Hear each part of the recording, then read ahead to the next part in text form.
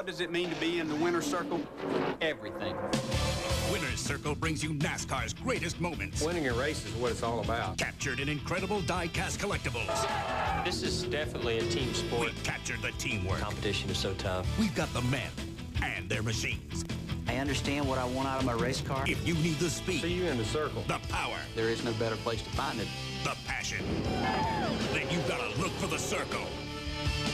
Join us in the circle. Winner's Circle. And there's a caution, a car in the wall in turns 1 and 2. That is Mike McLaughlin. Heavy contact for the Gould's Pump Chevrolet, both front and rear. And that will bring out the first caution flag of the afternoon here on lap 111. And Mark Martin, as you said, Jerry, is now back in the lead lap. And wow. And the right rear tire is flat. Kyle, that looks like the problem that caused this accident. That could have been a problem. You don't know whether it happened in an accident or what, but Mike had begun to drop a little bit. I know Adam was back running in about 18th or 19th, and Mike had dropped from racing up there with the one car and some of those guys all the way back to 18th or 19th, so it could have been a little problem. Pretty vicious hit by Mike McLaughlin. Unfortunately, you see in the in-car camera, the Gould's Pump in-car, he taking the helmet off and able to talk to the crew. We mentioned that he and wife Katie celebrating the birth of their son. A very frustrated Mike McLaughlin right now, though, but a very happier time earlier in the week on Tuesday in Charlotte, where Katie and little Michael Thomas are watching. It's not the kind of ending they wanted to have to this race here today.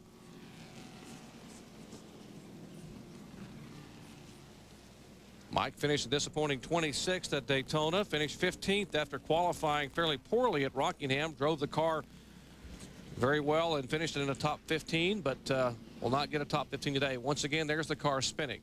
And the only car, there was not another car around him, but that left front goes in and makes some heavy contact, and also the left rear. They might say the center section of that car, but the front and rear are gone. Yeah, and that's a bad part about a racetrack like this. When something happens entering the corner or in the middle, it just gets wicked. You see him come past the start-finish line right down on the line here, but you see these cars are pulling away from him a little bit on the straightaway, and he's dropped through this pack like a rock at this point in time. There doesn't appear to be anybody anywhere close, and it turns right there. You saw it turn before it ever started. Not the way you want to celebrate your 200th career Busch Series start. Of course, Mike McLaughlin, he is okay, but as you guys said, that car will need some serious work as Kevin. Oh, we got a crash. Jason Jarrett is in the wall coming off turn 2. The Railvac car. And his car up across the racetrack. It now comes across the racetrack and rolls down on the apron. See if a couple of guys trying to get laps back, including Jeff Gordon, and he can't quite get by Nemechek. He and Kevin Grubb were trying to pedal by the 87 car. And just that quickly, we have a second caution flag today, and unfortunately, it's a third-generation driver, Jason Jarrett, in the Rayovac Pontiac. There's what's left of the back of that car. Pretty heavy impact into the outside wall on turn 2. Well, now then, if these cars have any doubts about making it, we've run a few laps. We run a lap on the green flag. We're going to run a few laps on the caution flag. I would expect that these top 6 or 7 cars that did not pit the last time will be making a pit stop and topping off for fuel. Now with what, going to be about 75 laps to go when the green flag waves. I would think that both Jeff Burton and Mark Martin, who pitted. The lug nuts on the right front. See if we can see, there we see the 11 car of Jason Garrett. Then he gets a bump from Buckshot Jones right in the back, and around goes Jason. Yeah, they just got bunched up there, and Jason was driving ahead like he was supposed to be doing, and he checked up a little bit, and Buckshot evidently didn't see it happening in front of him and run in the back of him.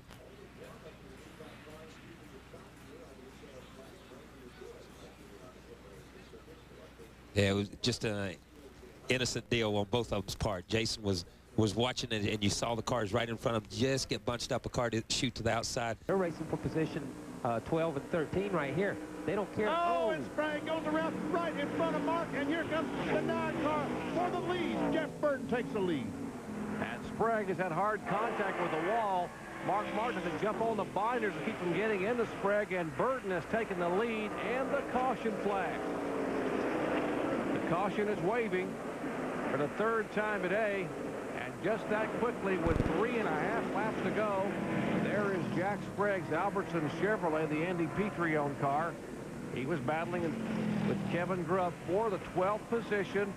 But the leader's right behind him, and his car just suddenly jerked sideways into the wall. And what a great piece of driving by Mark Martin. He was right there. You saw him hit the brakes. The car sets to the left, turns to the left real hard. He releases and drives past it, but by then his momentum's killed, and Jeff Burton goes by him. But what a great job. Let's show you again what happened just a moment ago here in the turn. The 15 car, Sprague, trying to come off the corner, trying to stay in front of the 37 car, and the back end goes around. And look at this, Kyle, what you're talking about. Mark just turned left. Just turns left, and you see the black marks where he turns left and sets the wheel. You see the wheel turn back to the right a little bit. It puts black marks on the racetrack. He turns so hard and stands in the gas. But like I say, it kills your momentum right there. But what a great job. Look at it right here. He hits the brakes, boom, turns to the left, releases, and it comes straight off. Wow. You see the black mark as he drives away. Boy, that is impressive. Man. But he did lose the lead. Watch from the helicopter. He can't be more than a foot and a half behind him. And watch, he somehow misses this car. And look at Burton just go right by him. Man, tough break for Mark Martin. Now 2 laps to go, so it looks like this thing is going to end on the caution flag. A lot of debris to clean up over there. And I got a spin behind you. Caution is out. Well, right in the middle of the racetrack is the 25 car of Kenny Wallace, and we see some damage to the rear of that car, the Lance Snacks Chevrolet. Pretty heavy damage on the back of that car, the Ed Rencion machine. So third caution of the day coming out on lap 73. Heavy damage to the back of his Chevy Monte Carlo. And now that's a tough break for LaJoie and Phil Parsons. We just saw them a moment ago. If this thing had gone green, that strategy of stopping, changing tires would have been a great strategy. But now all the rest of the cars are going to stop, change tires. They can't afford to stop because this would be their last set of tires. So now this is a huge disadvantage for Randy LaJoie, Phil Parsons. Well, it had worked for him so flawlessly. Yeah, there's Phil Parsons in the Matchlight Kingsford Chevrolet. Let's show you what happened a moment ago to Kenny Wallace here. Bring out the third caution. He's trying to get on the inside of Anthony Lazzaro, and he just had to turn the wheel too quickly, too hard, and he lost control and goes and just backs it in the wall. Heavy contact. Another view looking up toward turn 4, up across the racetrack. There's Harvick turning down to miss him. Adam Petty goes by. Jay Sauter going by, and luckily all those cars did miss him. P.J. Jones, Tim Fedewa, Kevin Grubb. A one-car crash, fortunately for those guys, for Kenny Wallace and the rest of the cars that made it by. About to go a lap down, and you battle a crash. Michael Rich goes around down in the corner. Dick Trickle. Oh, and you see some contact. And Trickle was just trying to decide where he had to go. It's been off the turn 4. Thought he could get by and ends up damaging the fender on his car, number 5, the Snyder trucking machine. But Michael Rich will bring out the 4th caution flag today here on lap 105. Florida Gators, too bad for Michael. Michael Rich driving for Jerry Davis, a big University of Florida Gator supporter. So he's put Gators on the side of that car, and pretty significant damage. Let's show you what happened to the car 55 there in the middle of your screen. Right there, he just gets a touch from Jimmy Johnson, the 92 car, but just enough that around he goes. Johnson does a fantastic job stopping and getting under the car. Trickle tries to go above him. He said, come on, get out of the way. I know I got it. Okay, I'll go below you. Guess what? Down he goes right in the front of Trickle. Those self-cleaning banks allowing the 55 car to slide back across. Another angle looking across the turn. You see the tap from behind. Tony Raines goes by in the Bear car. Boom, and Johnson barely gets by, and poor Trickle. He's up. He thinks he's going to go. He knew he was going down the racetrack, but just didn't do it before he got there. Now from Jimmy Johnson's roof camera. There he goes, gets back on the gas just a little quicker than Michael Rich. Some contact in the rear, and Rich goes around. Now. Oh, and then Jimmy Johnson spins. Whoa, Casey Atwood spins. A car plows into Atwood up high, and we've got 4 cars. 4 cars involved in an incident off of turn 2. And there's flames at the back of Casey Atwood's car number 27, the Castrol Chevy. See, moving around in there. He has hit the back of that wall And it looks like they Hey, you're on fire there. You need to move or something, get out of there or something. Yeah, he is out of the car. That's the young 19-year-old. He's okay, guys. He's out. Spotter telling the crew about their young driver. And the fire trucks are there as the field moves down beneath them. The fire truck just to the left of your screen there. He's up there trying to put it out. This incident coming out on lap 115. 5th caution flag of the day. Left Casey Atwood with no place to go when the racetrack was blocked. Jimmy Johnson, the car number 92, that apparently had some contact and spun. That's when it all broke loose. We'll check and see what happens going in the corner. We'll see Johnson on the inside. That's the dark colored car. I'm sorry, Adam Petty's on the inside. They go down in the corner, and Johnson, I guess there was contact right there. Adam Petty just slight contact in the left rear of Johnson, and we see the 27 car get hit from behind. And I talked about a moment ago when Borkowski spun, did not hit the brakes, and the other guys were able to see. Look at how when this Johnson locked the brakes up, the smoke just obscured the visibility for everyone. There we see right there is the contact. And there we see someone, I guess that was Hermie Sadler, maybe got in the back of the 27 car, and he hits him again. And there's Jason Leffler, the 18 car up involved. He was trying to get the car woed down. Looks like Gus Wasson, the 96 Allen Oasis car, spun down and really didn't hit anything. Onboard with Kenny Irwin, there's some contact. As you go down the front stretch. Watch this down in turn 1. The gap is going to close. Right there is the contact. And just ever so slight contact with Adam Petty and Jimmy Johnson, but it didn't take much. Now from the roof camera. Listen to this, folks.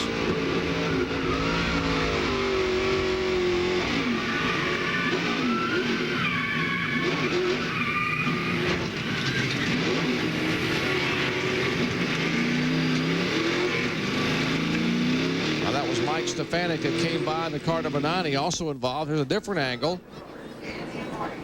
There's a bump. There's a car going around. There's all the smoke as he nails the gas. You heard him nail the gas, which totally obscured everyone's vision.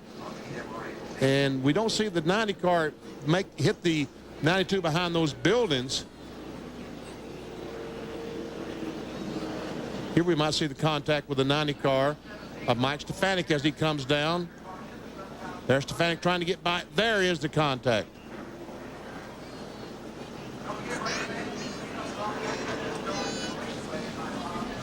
So caution number 5 coming out on lap 115. We'll take a look at the roof camera and get the vantage point of everyone involved. Left side of your screen, the smoke and the spinning cars. And that's why we are under caution here at Darlington Raceway as the laps are winding down. Stay with us.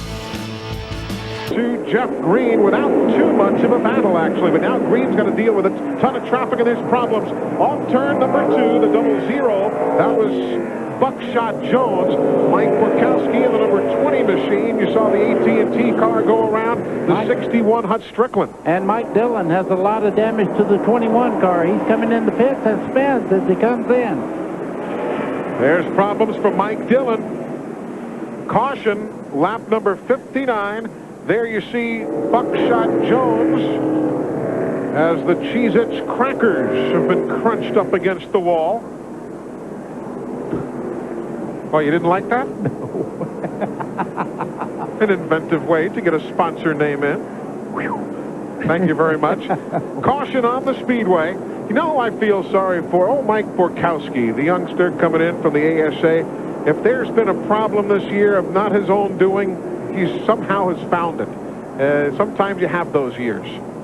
Well, all these cars that were involved in that wreck over there, there's a lot of damage to every one of them. Mike Dillon's car, it'll take a major act to get him back out there, and he's running for points, so they'll try to get him back out, I'm sure. Of course, we are relatively early in the race, just some 60 laps in. But you're right, Dillon is going to be going to the garage area.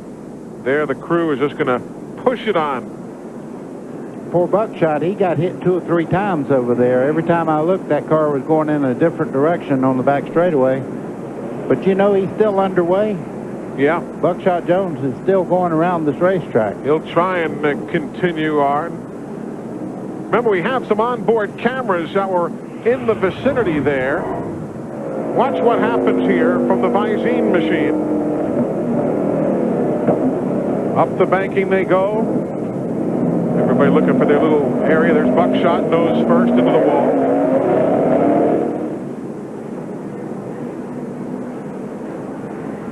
Mark Day, that white number 16, just got through. Johnny Rumley, didn't even see him there the first time around. The zero machine.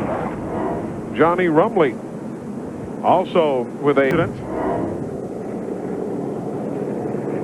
Eli, it started back just as the camera got on him there. You can see the 18 there, Jason Leffler, the 20 of Borkowski, and Blaze Alexander was involved in that accident as they started off.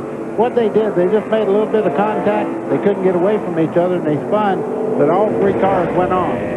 Now, a number of the teams electing to make pit stops here, so we're going to continue on the different pit stop schedule, if you will, that we've seen here in the early stages.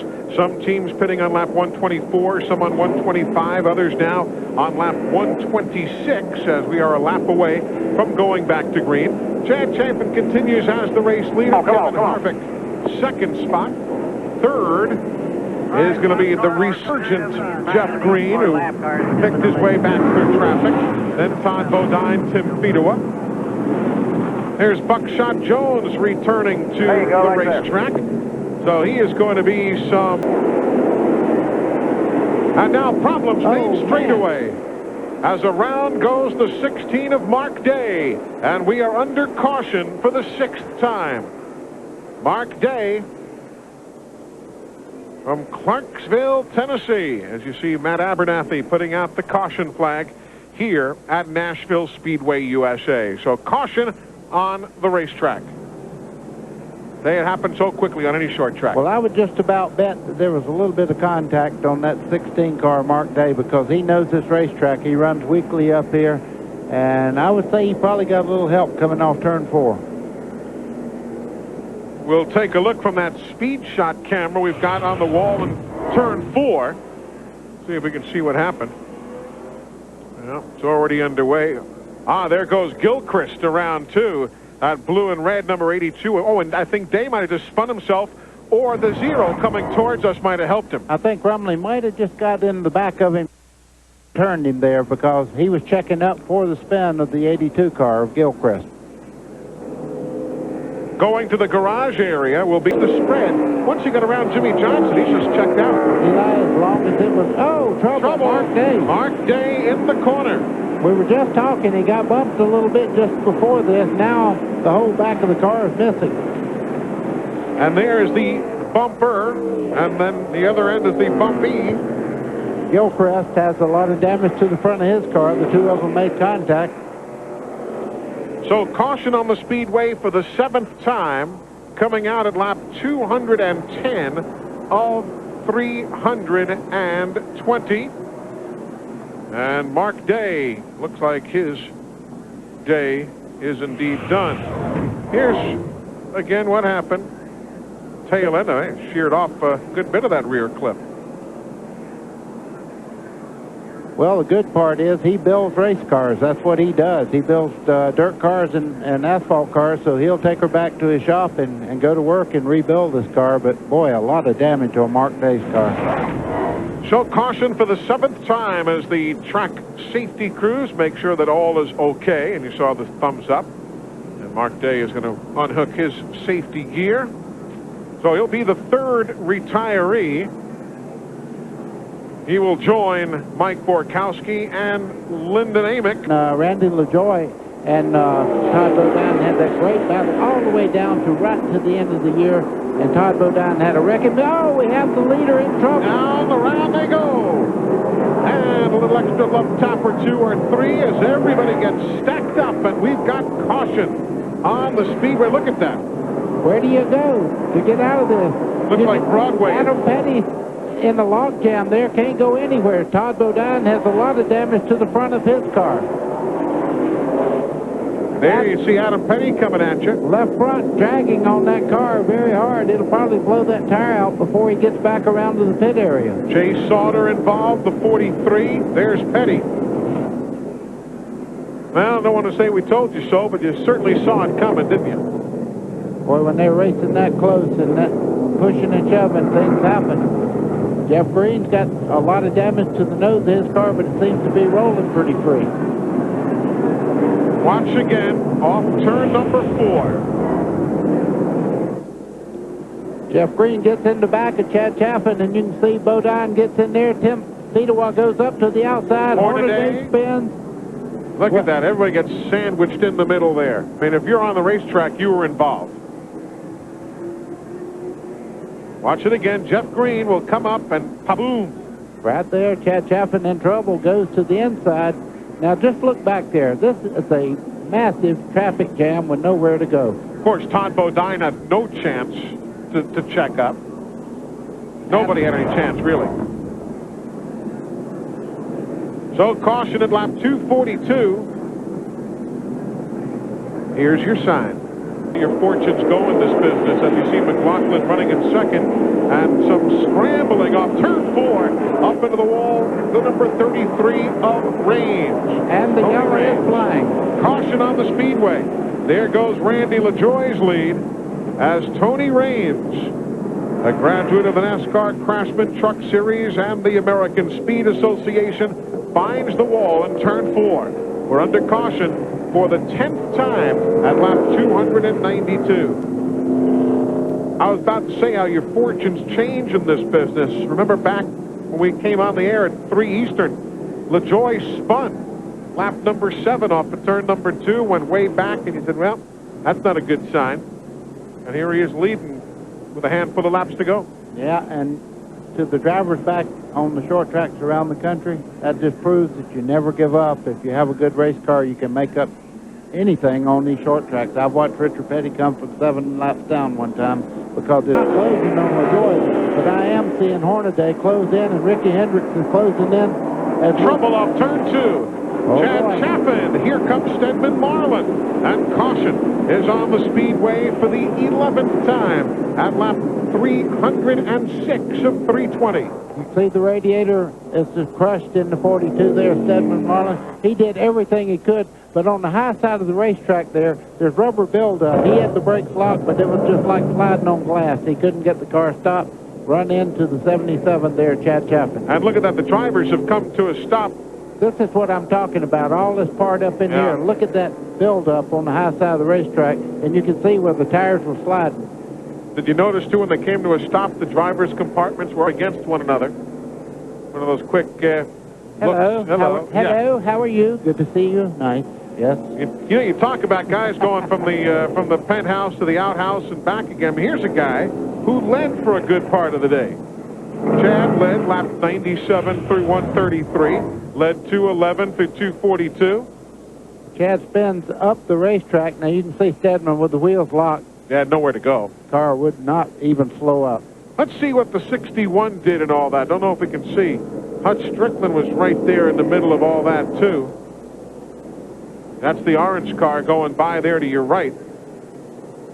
Well, somebody got into the 77 there and turned him up the racetrack, and that was from getting hit from coming off the corner there.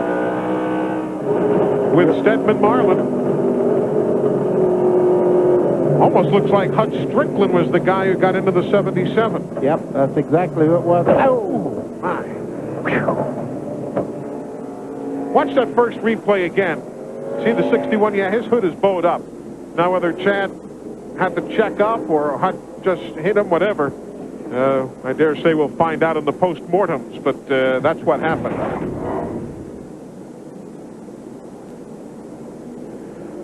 So, caution for the Randy LaJoie wins. McLaughlin. Oh, and around goes Hank Parker. And everybody stacks up behind him. Hillman is in the wall. Parker backs into the wall. Debris flying. The way they cross the line will be Randy LaJoie gets the win. Our congratulations to him.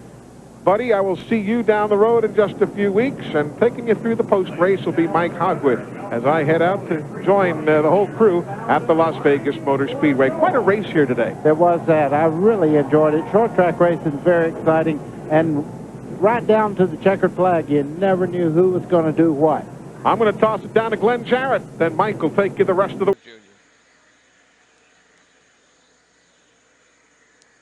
Yes, we do. Thank you, Sugar.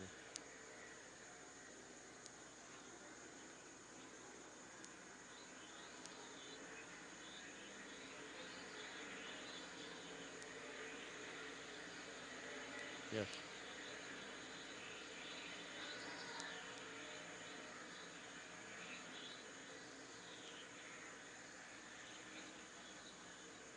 No, that's brakes. Yeah, brake material. Yeah, rubber yeah. or something.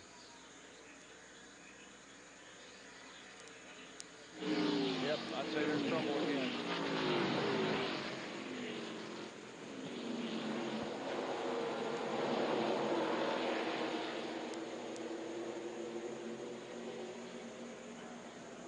Lap 100.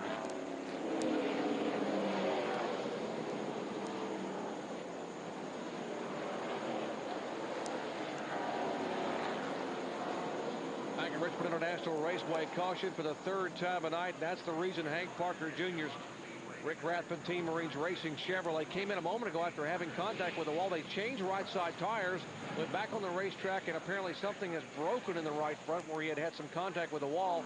A shower of sparks and fire from beneath the car and debris on the racetrack. And so NASCAR puts the caution out for the third time tonight. We'll show you how it started here a moment ago. Here's the first impact. Very innocent, going in the corner. Looks like he gets a little bit too high. There he brushes the wall, and then later we saw the fender was rubbing the right front tire. So he comes in the pit area, makes a pit stop. Crew goes around. They're taking that right front off. As they do that, watch the flames come off the brakes. Because that's how much brakes you're using. You see the guy pulling that fender out, making sure it doesn't rub the tire. And then he comes off the corner, and bam, he hits at that time, and something really broke. And I see a brake rotor back on the racetrack. So it's a good thing NASCAR did throw the caution flag. That's a huge piece of debris back there. Now from the Bob Evans roof cam, watch that here. Watch the piece of debris all over the racetrack there.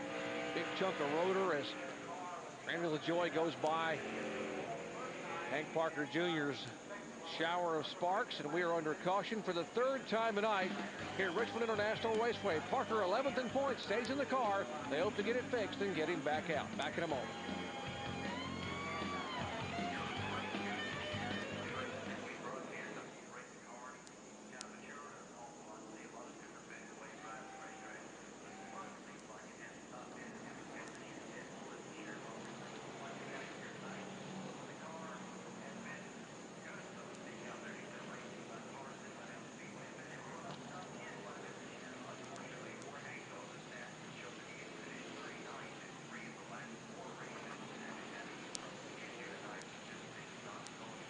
All right.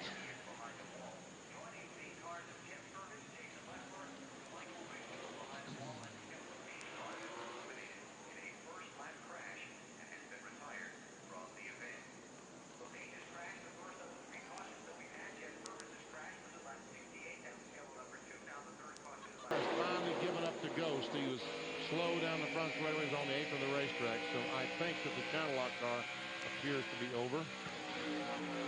His night appears to be over. Oh, Jimmy Johnson is crashing. Yes. Actually, both of them are up in turn 2. And that will bring caution out for the 5th time tonight. We were right on it side by side, Johnson and Grubb. Wasn't Johnson and Johnson, it was Johnson and Grubb. And there's what's left of Wayne Grubb's car. Pretty heavy damage on the front of the car, number 83, the Suncom machine. We saw these cars running side by side, and going down in the corner, Jimmy Johnson just got loose on the inside of Grubb. On the bottom of the racetrack, he got loose. He tried to chase it up the hill, but they finally made contact. And here goes the Bell South mobility car. That's actually the channel lock car with the Bell South roof cam for Glenn Allen, the former Rookie of the Year. Felix Sabatos' own car heads back to the garage area and gives it up for the evening. Now, we are working caution number 5, and there's a channel lock car going back to the garage. To the dark. All right, here we go. You ever see Johnson on the inside? He goes down, and just as he entered the corner, or about right here, he's going to start getting loose, and he's going to continue getting loose. He's trying to save it, but finally, he comes back to 83, and he just turns at 83 right in the wall. And you know what? Wayne Grubb kept him Jimmy Johnson out of the wall. He did not hit the wall, spun around, and continues on. That extra contact for Grubb actually gets Johnson's car righted. Johnson's headed for the wall. Grubb is there. Now it's a swinging gate. Boom. And Grubb goes in the wall, and Johnson's car just loops around and does a 360. Loops around, puts the car in gear, and drives away. There is what's left of Wayne Grubb's car. Normally sponsored by Link Belt. You see the crew having those uniforms on. And Mark, if he's going to win this race, he's going to get that hard contact. Elton Sawyer. Big wreck on the back straightaway. Big wreck on the back straightaway. Huge wreck on the back straightaway. That is the 37 car of Kevin Grubb, who had a great run going, and a lot of flames from beneath the front and back of that car. He has knocked the... Get out of there, attaboy. I saw the window net come down. Trying to get the radio unhooked and get the heck out of there. They've knocked the fuel line off, and the radio's still hooked up. He just jerks it off the helmet. Kevin Grubb, who had a great run going, hoping for a top finish here tonight, top 5 finish. Caution out for the 7th time tonight. Heavy damage on his car, heavy damage on the Lysol Ford. Elton Sawyer, after that great 9th place finish in California last week. There's the 43 of Jay Sauter. Wow. Wow.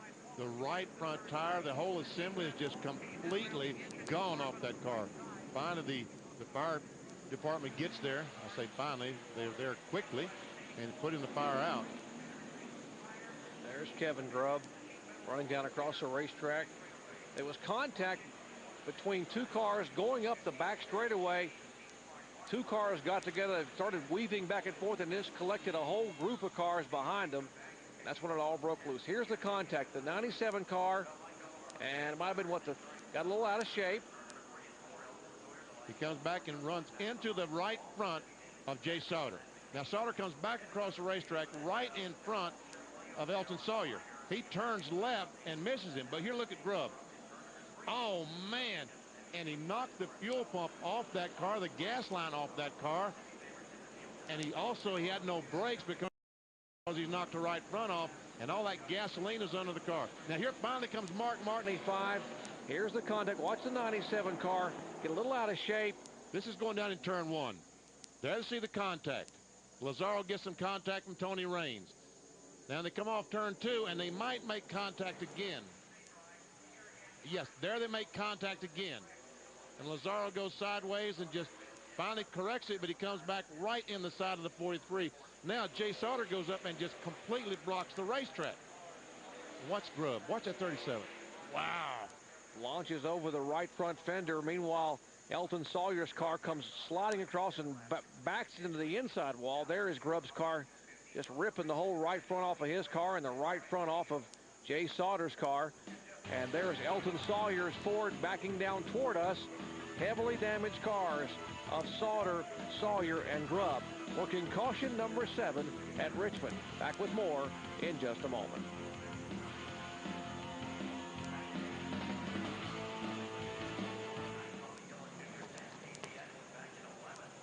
Christian Leventhal front straightaway, front straightaway, front straightaway. Well, now there's action on the track. Let's get back out. Caution is out, back it down, back it down. Well, that caution flag coming out. This might have been the break Mark Martin needed, not for other drivers, but this caution that you were talking about, Benny, 8th caution of the day, will certainly be a major help in Mark Martin closing up his advantage or disadvantage over the lead. He's still in 13th position. He still has to get by 11 more cars to get to the leader. Bill, finish the story, Bill. And this is a very emotional story. Christian Leventhal, the crew chief of the... For the 8th time tonight. There's a look at Jack Roush sitting on top of that pit box. Let's show you what happened here coming out of turn 4. There was a number of cars got together. First of all, the 3-car of Hornaday gets tagged and spins. He gets tagged by Adam Petty, I believe. I shouldn't say that if I'm not sure, but I believe it was Adam behind there that make contact. Hornaday goes around and then smacks in that outside retaining wall hard. It's at about 2 or 3 times. Other cars pull to the inside. We'll watch from the Bob Evans roof camera on Randy LaJoie's car. Randy says, thank goodness there was nothing there and all that smoke for me to hit. All right, we're under caution for the 8th time here at a great 4th place finish a year ago. Oh, car's in the wall. That is Blaze Alexander. He comes across in front of traffic. David Green, I think, also involved. And the caution flag is waving. Here on lap number 2. There's a damage to the Felix Sabates owned track phone Chevy for Blaze Alexander. 2 cars coming together out of turn 4. Alexander getting the worst of that. Heavy damage. There's the deck lid and part of the spoiler. You see that rear bar that protects the fuel cell. It also is keeping the deck lid connected to the car. The tethers, deck lid tethers, keeping the deck lid hooked to the car, and that's good news. See if we can see what happened. Looks like the car may have bobbled just momentarily there coming in turn 4.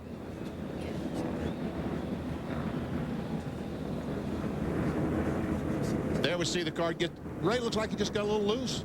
Yeah, Benny, tire pressure might still have been down. You know, they start with the tire pressure just a little bit down because it builds up, so it might have just been down a little bit and not giving him a good feeling right there.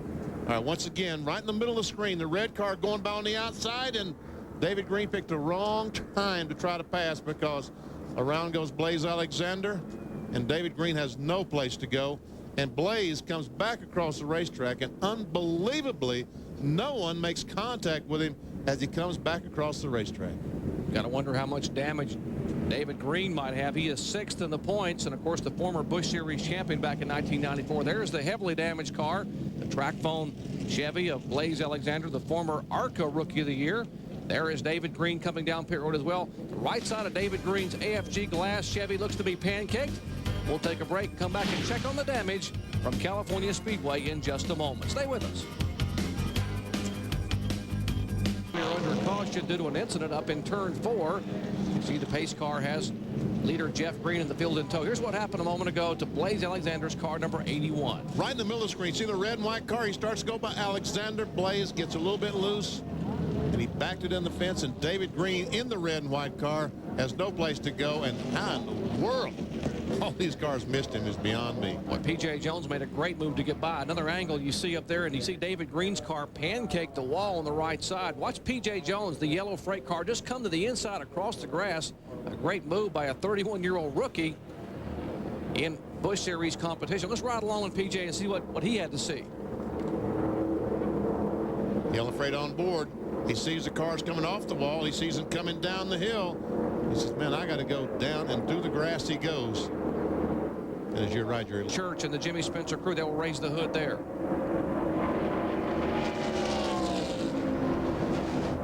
There are the first 4 cars. Everybody is a battle for the 5th spot, and we see the 1 car of Mike Dillon. The Rock, oh, I'm sorry, that's Derek Gilchrist. Tamales car of Derek Gilchrist, the Andy Petrie-owned car. And Gilchrist has tagged it pretty heavily there. Fluid from the front and rear of the car, looks like. It actually may be shadows in the rear of the car, but he's hit it pretty heavily with the front of the car. But he takes the window net down. There's another shot from outside. Derek Gilchrist with a 10-race deal with Hot Tamales to drive this car, or a car for Andy Petrie. Not sure they'll drive this car anymore. The right rear tire was flat on that car. I'm not sure exactly what that means, if anything. And Gilchrist is on the outside, and all of a sudden the car just spins around, and he comes around and just going to smack it with the front. Oh, man.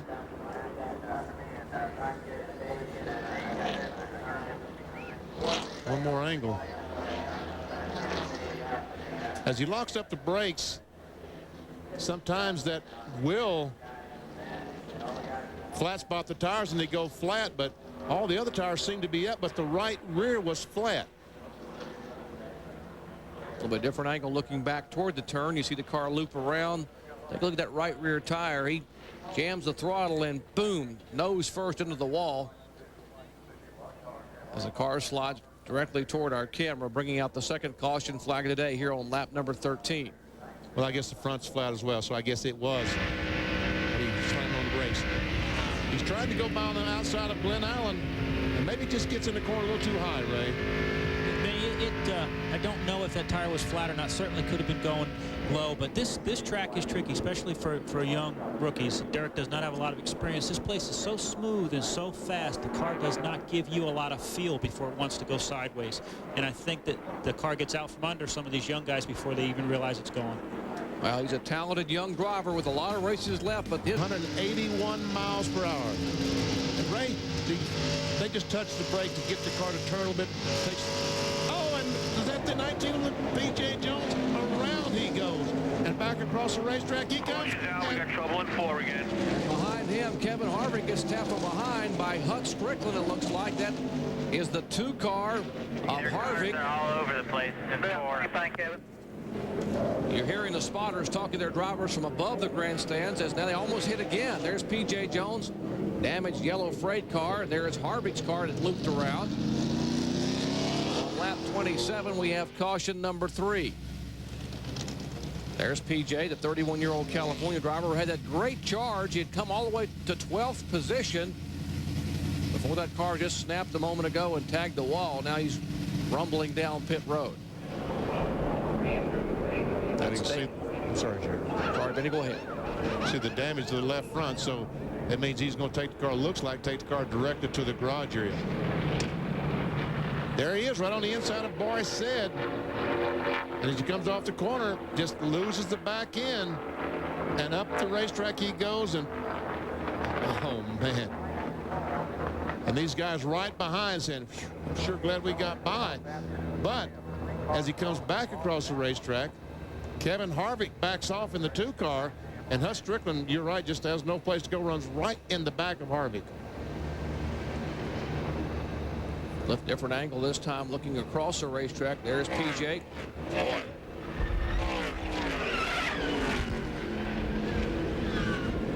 That camera kind of shows you how the speed these cars are running up in the corner.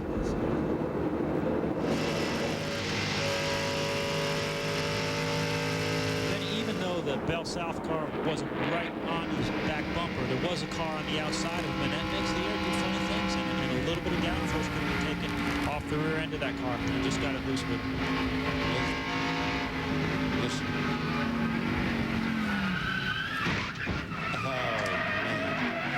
That was our camera shot until the wall. So Burton retakes that 2nd spot. One car up very high in the wall. That's Jason Leffler has come into contact with the wall. The MB&A Pontiac. Should get the 98 and the 92 back on the lead lap if they stay ahead of the leader. If they can hang up there, it will come down to the caution flag. There's Jimmy Johnson in the Alltel Chevrolet coming around. There's Elton Sawyer in the Lysol Ford, and they will look like they will both make it by in front of Ward Burton. I believe just a 98 made it, Jerry. I believe Jimmy Johnson actually slowed up over there just a moment ago when that Leffler's car got out of shape. So we are working 6th caution of the day, lap 123. That's the reason right there. Jason Leffler, the MB&A Pontiac, and he's moving around in the car, has the window net down, so he looks to be okay. Let's see if we can see. Yeah, have no idea what might have caused it, but we just see the contact with the outside retaining wall with the MB&A Pontiac. Joe Nemechek, I'm Kenny Irwin, and I don't know. Hard to say, Benny. Hard. I mean, the car snapped around so quickly you'd almost think there was contact, but sure hate to say that if there wasn't. But hats off to Ricky Vyers and the group on that 98 car. They didn't pit Elton Sawyer, left him out to be the last car on the lead lap. Now he's got his lap back. Only 13 cars on the lead lap. He can come down pit road, put 4 brand new tires on that. Brother Jeff Burton. Looking outside, it's still clear. Still your deal. Still clear. Oh, and Ward's crashes. Coming off the corner, just abruptly turns around the leader. I don't know what happened, guys. Just broke loose. Get it to the apron, pal. There you go. And Ward Burton. Sorry, guys. It felt like a tire went on the right rear. It just broke loose, pal. Your tires are okay. absolutely looked like maybe there was some fluid or something, because that car just all of a sudden, it was so stable before that, it just all of a sudden went out from under him.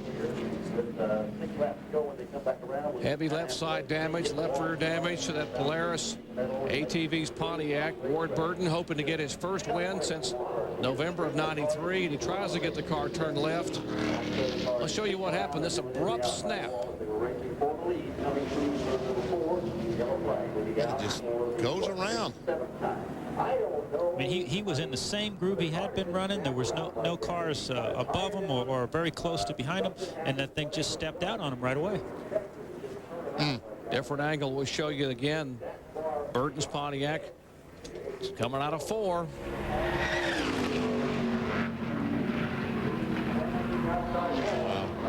And just that quickly, with 7 laps to go, or 6.5, Ward Burton. And while all this is going on, Matt Kenseth on the inside takes the lead, because Jeff Burton backed off because he saw his brother spin. He tried to avoid hitting him and let Matt Kenseth take the lead. Another angle from above. Back of the car, Ray Evernham. It's almost like the car began to slide, and it's almost as if he had a chance but had no chance to save. That thing was going, even with him turning to the right. Again, I don't know if it was fluid or maybe he had a tire going soft. Just thing took off sideways for no apparent reason. And of course the visor roof camera. Kenseth in the 17 on the outside there as they go down the back straightaway. We have trouble off turn number 2. That's Chad Chaffin's car spinning back up into the field. Yow! Jason Keller going around. But it looks like everybody's going to get away fairly innocently enough after trouble right in the middle of the field on lap number 2. I cannot believe that somebody didn't get in the wall there. Apparently we have a little problem here. That's the Lance Hooper car. You see he's gotten into the wall. The right side sheet metal caved in there, and a hunk of it missing from over the left front tire as well. And I would assume that to be the piece of sheet metal from Lance Hooper's machine. That's the left front corner there. It certainly is. Not good on lap number 3. It's definitely not the way you want to start the race, for sure. So Mark Martin got out front and has paced the first few laps, but we're under caution rather quickly here, just 3 laps into the event. And that accident with Chad Chaffin, he was right smack in the middle of the field in 16th position, and very fortunate that the second half of the field didn't really get stacked up behind him. Looking at repairs to the Lance Hooper car, missing that left front fender. That's going to affect his car how? Well, basically, these cars, everybody takes their cars to the wind tunnel early in the season, and they pretty much know what the aero balance is going to be. Running Indy cars, I've got a lot of experience with the aero part, but if you watch here. Well, Chad Chaffin got hit right here coming out of the corner, and to really set it off there, he got tagged from behind. He's trying to get control of the car there, going round and round. Everybody behind him trying to figure out where he's going. He goes back across. Very, very, that's what set Jason Keller off, spinning round and round down the back straightaway. Wow, that was lucky. A lot of people doing some great driving there. Absolutely. So we're under caution very quickly in the CarQuest Auto Parts 3. Surface is a lot smoother. Trouble off of turn number 4. Dave Blaney into the outside wall. Caution's out. Yeah, he hit very, very hard. You can see the... A lot of oil. Wow. Stay real low. That's the 20 car up against the wall there, blowing all the oil. The pole sitter for today's race in all kinds of trouble. Hank Parker Jr. Now, you heard the spotter calling out there, a lot of oil, stay low. Maybe he got into the oil. Jay Sauter has also gotten into it, and he's whapped the outside wall. Yeah. The interesting thing, Kenny Irwin did stay ahead of the leaders on this, so he will stay on the lead lap also. Not a good weekend for Hank Parker Jr. He crashed in yesterday's final practice. This was the backup car. It made it 13 laps into the race. Jay Sauter, you see the right front of that car way back and turned out to the outside. They'll have to do a lot of work if he plans to ever get back in the race today. Boy, Blaney's car's a mess. Yeah, and the hard part, as soon as that tire comes apart, all that body work's going to get worse than just that little piece right there. It's going to start tearing the fender, the hood, and then it's really going to be a mess. See Hank Parker Jr. moving around inside his car as the pace car picks up leader Jeff Burton and slows the field. They've got pit road closed right now for the leaders, so we shouldn't see any pit stops for most of the cars that aren't damaged because of where Hank Parker Jr.'s machine sits at the head end of pit road. There's the Parker Jr. car right at the opening to the pit lane. So NASCAR's got pit road closed here. Dave. Let's take another look, see if we can see what happened to Dave Blaney up off of turn number 4. There he is. Okay, that's Blaney in the lead there. You see the back of his car just go out. He didn't. I don't think Todd Bodine got into him. It looked like he was just behind him, maybe loosened him up just a little bit, and he lost control of the car, slid up into the outside wall. So the pole sitter who was racing Todd Bodine for 5th position is going to go behind the wall as we're under caution early here at Charlotte.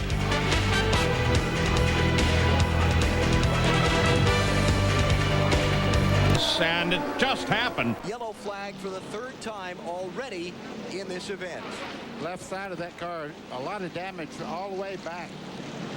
Boy, it's been a trouble-filled opening 30 laps of this race. We're only at lap 32 now, and already we're seeing caution here for the 3rd time. Kenny Wallace, the Winston Cup veteran, starting back in 29th position.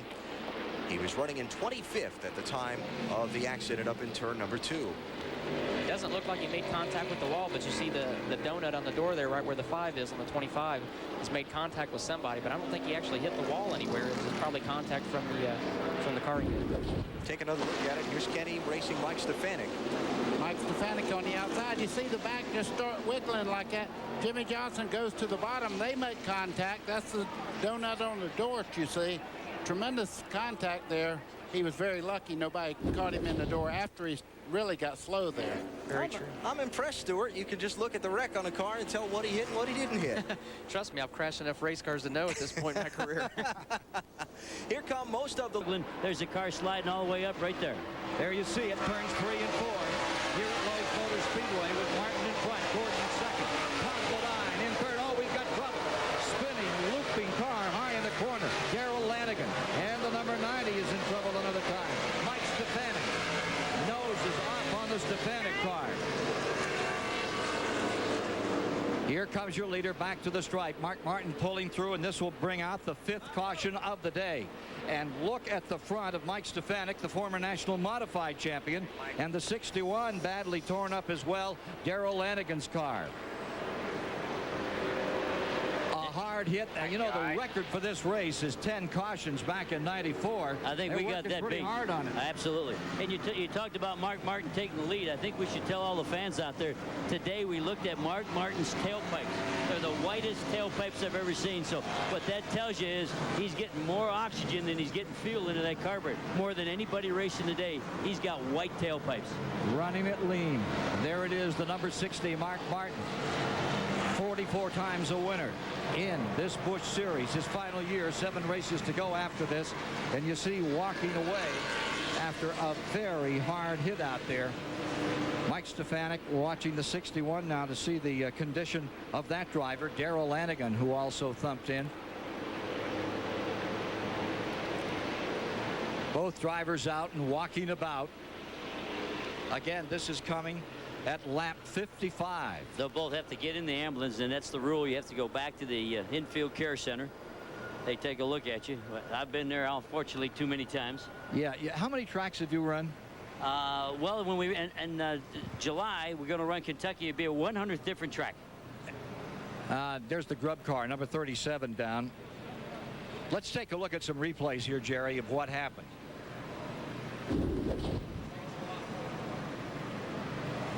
Oh, got tagged in the back. Got a little bit of, I don't know if he got hit or if he just took the air off his spoiler.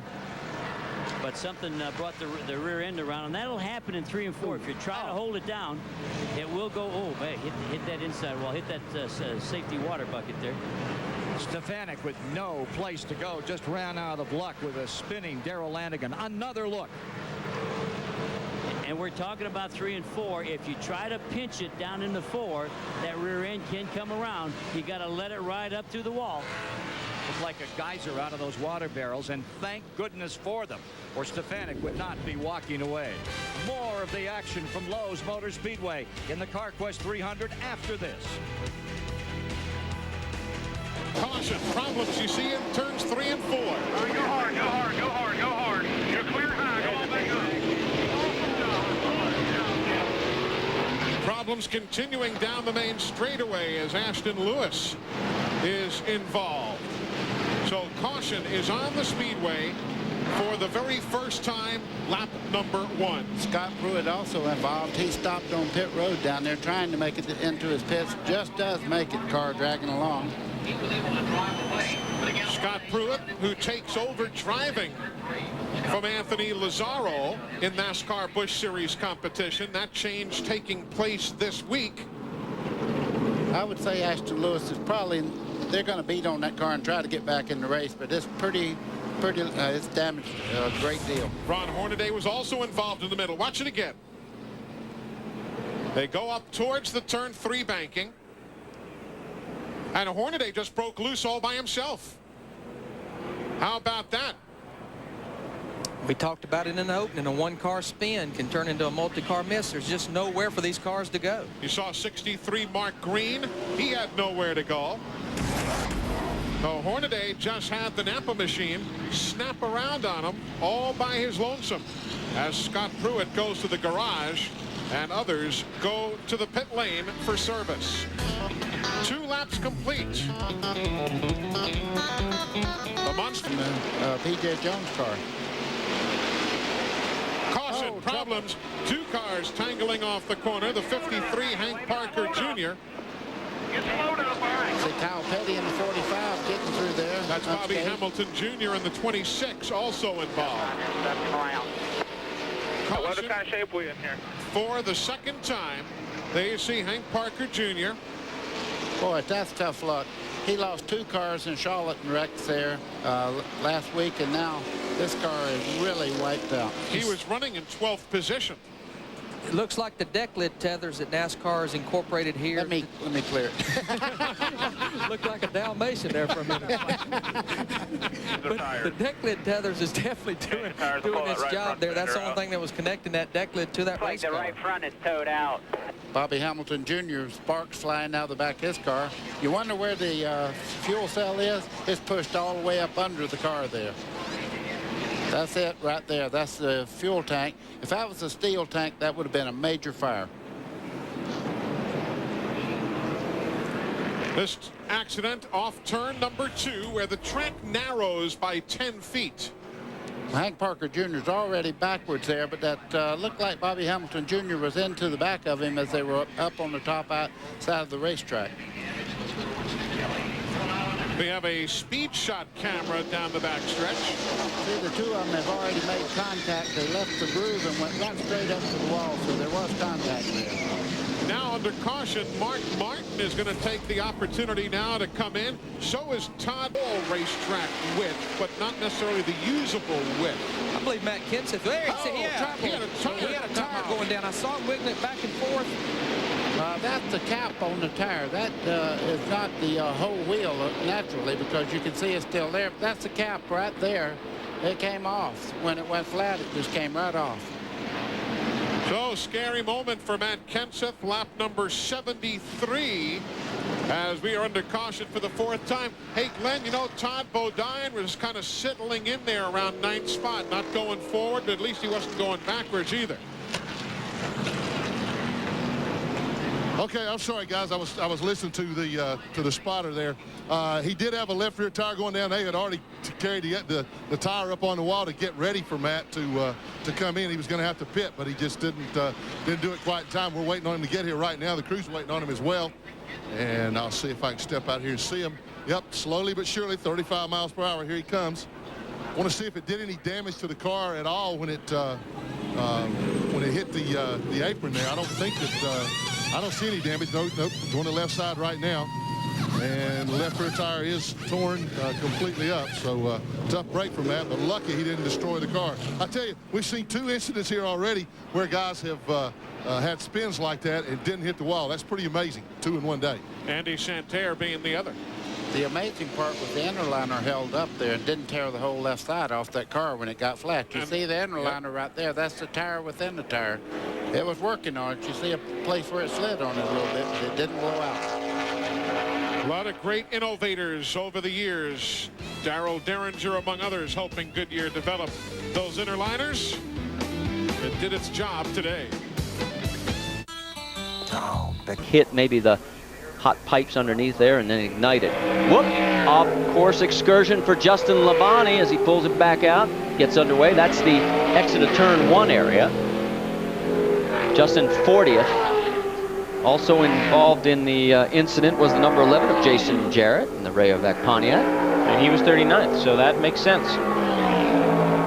So action even in the back of the field. Take a look as we go back and show you what happened.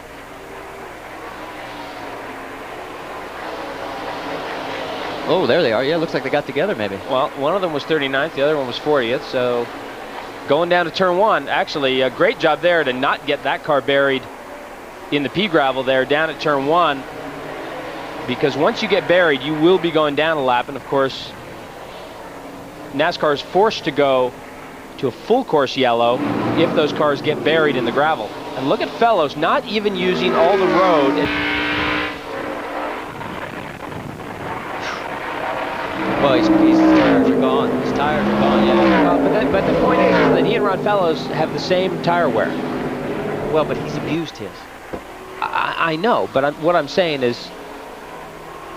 Well, Fellows didn't take tires. That's right. Yeah. No, I absolutely know it. Yeah. And that's management. That's what we got to point out. That's tire management. But I think the great part about that is you could see those 3 laps. You could see leading up to that. Yep.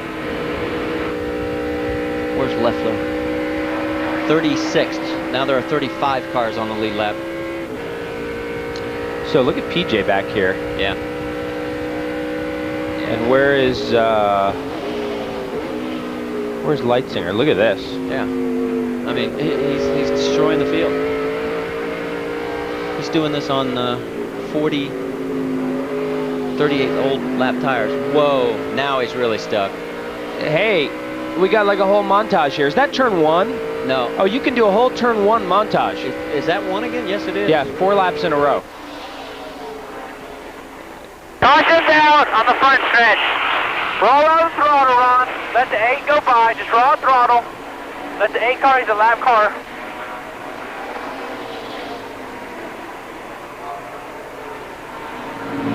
We're under our second caution, and the team for the AT&T Pontiac and Tom Hubert are not very happy right now because it's their driver that brought it out. We were talking about Hubert having trouble cooking his tires. That's the end result. Well, and this is down at turn 1, and while we were away, he spun at turn 1. So the first lap we saw him using a lot of road. The second lap, Ron Fellows got off and then got by him. Then the third time by, he spun the car down there. There's the spin, keeps it on the racetrack. There's Hornaday who comes around to get by him. And then the 4th time by, he gets down into turn 1, much too hot, and finally puts it down in the gravel trap. Now the point we really need to make here, he is on the same lap on tires that Ron Fellows is. Remember, Ron pitted at lap 14, but only took fuel. Ron stopped, did not change tires. Hubert has not stopped yet. And yes, mileage-wise, they're at the same point. I think that Hubert really used his car, used his tires very hard to get by P.J. Jones to get the race lead and to try and stay in the race lead in front of Ron Fellows. Fellows has been more in the cruise mode, let's say. And what does that say about Ron Fellows and his smooth driving technique to manage those 57 Keller and 6? We haven't. Ooh, geez. Is that the 92? That is a big hit. I think that's the 92. He was. Oh man. Yellow's out. It better be. Is the window net down? He's moving. He's moving. Yeah, but there's. Oh man, it is. It's Jimmy. Shoot. Can I see it in real time?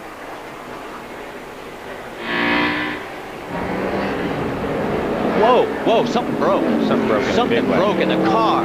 Oh my God. Something broke in the car. Man, we got to get him. We got to talk to him, find out what the heck happened there.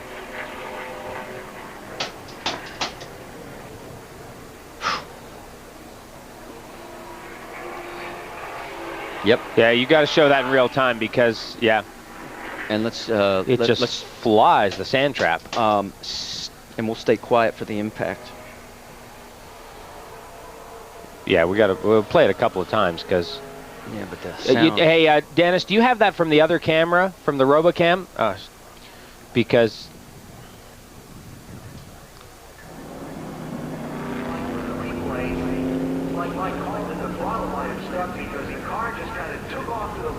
We're back at Watkins Glen, where there has been a violent contact with the turn wall Armco. That is Jimmy Johnson's Alltel Chevrolet, our third caution of the day. Take a look and see what happened. Well, coming to turn one, don't forget, he had just stopped. Watch this car move right here. Something breaks on that car. He just clears the trap. Oh. And huge contact with the Armco. And watch as Jimmy climbs out of the car and says, yeah, guys, I'm okay. 24-year-old Lion from Mooresville now, formerly from California, and he's, boy, that's amazing that he is not injured. Speaks a lot of the integrity of the cockpit. Well, you've got not only that, but you've got the styrofoam down there, you've got the tire wall, and you've got that Armco, and the Armco really gave quite a bit. Look at how far back that Armco has been pushed there. Well, also what helped dissipate it was the car actually climbed the Armco a little bit. If he'd have stuck in there stiff, it might have been a different story. So all the equipment did exactly what it should do. Jimmy Johnson may have a few bruises on his shoulders and a stiff neck tomorrow, but that's going to be the extent of the injuries because what an incredible impact. Let's go back and take a look slow-mo and see if we can see what broke on the car. And you can see here, this is all pretty routine up to this stage, and it jerks to the right, and you can't, there's nothing obvious happening there, but of course the car now gets launched right here, and it just pretty much clears the sand trap. There's nothing the trap can do at that point. Look at that. I mean, Jimmy's a great off-road racer, but there's no way he could save that one. Well, that was pretty remarkable. Best news is Jimmy is okay. They've still got some flames coming out of the front of the car, and now the crews are working on it. Look at how much damage to the front end of the Alltel Chevrolet.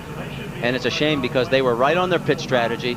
They had a great pit stop. He had come back out onto the track with 4 fresh tires, and whatever broke on the car, he just had no control whatsoever. We're going to see some more pit stops now. We're working lap 47. We're past different leaders, 6 lead changes here. And I was just getting ready to say we've had only 4 cautions. And it looks like we're going to get number 5. And the 35 is in the pits, or in the gravel trap, I should say, Lyndon Amick. And Lyndon's going to be celebrating a birthday as the yellow has come out on June 30th. He will turn 33. This is not the way he wanted to celebrate it. He had a pretty good run going. He was up to, well, that's not true. I'm sorry. He had fallen back to 37. So obviously the tires gone. He had been running in the top 20. But he had dropped off the pace quite a bit. Let's take another look at it. See what happens. Well, down into turn 1. And it's hard to tell if there was contact there. That was Hubert. But whether there was or whether there was not, certainly not down on the racing line, trying to run side by side. And it's just hard to tell if there was contact, but it didn't really matter. Well, these guys were duking it out for 37th and 38th on the racetrack. Believe it or not, that was actually for position. Hard way to end it up. Well, this is not what Ron Fellows wanted to see. Well, maybe not. I mean, if it takes him 2 laps to get him out of here, this race is going to be over because we're working lap number 81. So it's just a matter of, do we get